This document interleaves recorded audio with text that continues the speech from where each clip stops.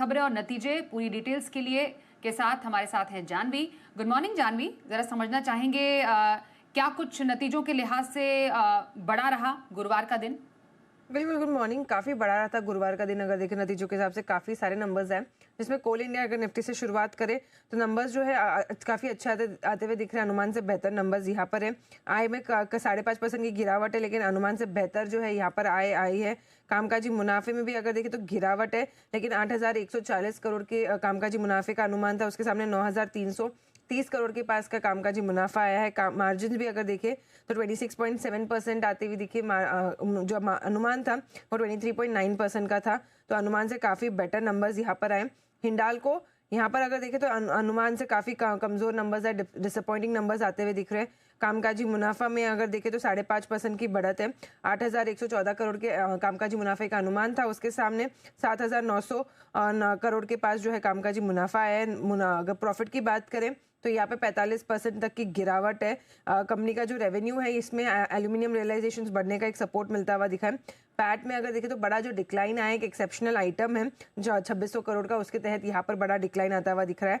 ONGC इसके numbers better than estimate है। Adjusted EBITDA अगर देखें तो 2% घटकर आया है। एडजस्टेड मार्जिन 54.9% पे आते हुए दिख रहे हैं। और मुनाफे की अगर बात करें तो मुनाफे में करीबन 15% की गिरावट है, लेकिन अनुमान से काफ़ी बेटर नंबर्स यहाँ पर निकल के आ रहे हैं।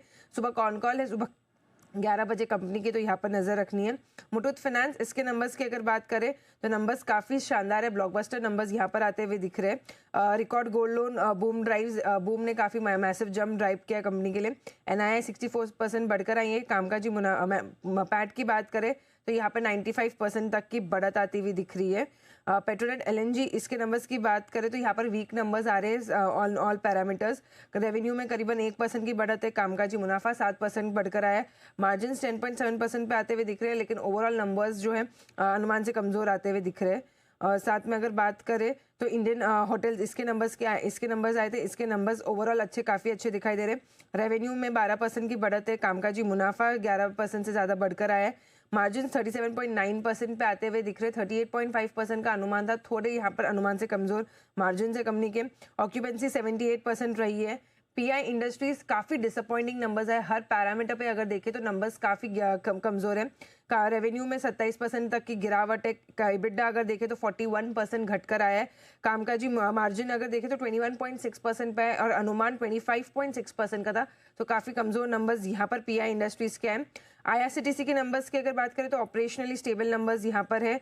कामकाजी मुनाफा 11% बढ़ के आया है। मार्जिन 32% पे आते हुए दिख रहे हैं। बायोकॉन इसके भी नंबर्स ऑपरेशनली काफ़ी अच्छे दिखाई दे रहे हैं, लेकिन अनुमान से कमज़ोर है यहाँ पर नंबर्स। रेवेन्यू में करीबन 12% की ग्रोथ है। कामकाजी मुनाफा 67% बढ़कर आया है। मार्जिन अगर देखें तो 17% पे आए, लेकिन अनुमान 20.5% का था। और अंत में अगर देखें तो लुपिन इस पे भी फोकस रखना, क्योंकि नंबर्स काफ़ी अच्छे दिखाई दे रहे हैं, लेकिन पैट में अगर देखें तो थोड़े एडजस्टमेंट्स हैं। मार्जिन 30.8% पे आए। पैट अगर देखें तो यहाँ पर 37% तक की बढ़त है। बिल्कुल, अब बताइए, अब शुक्रवार के दिन अहम ट्रिगर्स और खबरें कौन सी रहने वाली हैं जानवी?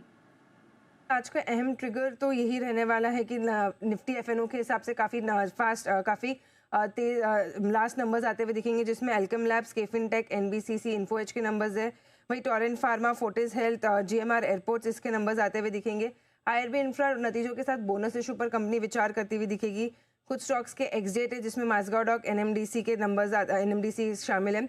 भारत कोकिंग कोल के 13% इक्विटी पे आज एंकर लॉकिंग खत्म होता हुआ दिखेगा। खबरों में देखें तो डिफेंस स्टॉक्स खासकर एचएएल, बीएल पे फोकस रखना होगा, क्योंकि डीएससी ने 3.6 लाख करोड़ की जो है रक्षा सौदों को जो है मंजूरी दे दी है इक्विपमेंट्स के लिए, जिसमें एचएएल से 8 डोमिनियर एयरक्राफ्ट खरीदते हुए दिखेंगे 2300 करोड़ के, और बाकी रफेल इंजिन भी खरीदती हुई दिखेगी। तो कंपनी यहाँ पर नजर रखनी है। बीएचईएल जो रिटेल का ओएफएस था, उसमें सब्सक्रिप्शन अगर देखें तो 95% निकल कर आया है।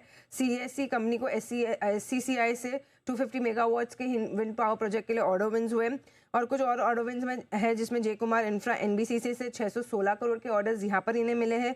एचसीसी से अगर बात करें तो इन्हें हिंदुस्तान कॉर्पोरेशन जेवी, इनकी जेवी को 578 करोड़ का ऑर्डर विन हुआ है। और अंत में अगर देखें तो एयू स्मॉल फाइनेंस बैंक यहाँ पर नजर रखनी होगी, क्योंकि आरबीआई से संजय अग्रवाल के एमडी सीईओ के पद पर रीअपॉइंटमेंट को मंजूरी मिल गई है। 3 साल के लिए जो है ये मंजूरी मिलती हुई दिख रही है। धन्यवाद करेंगे जानवी।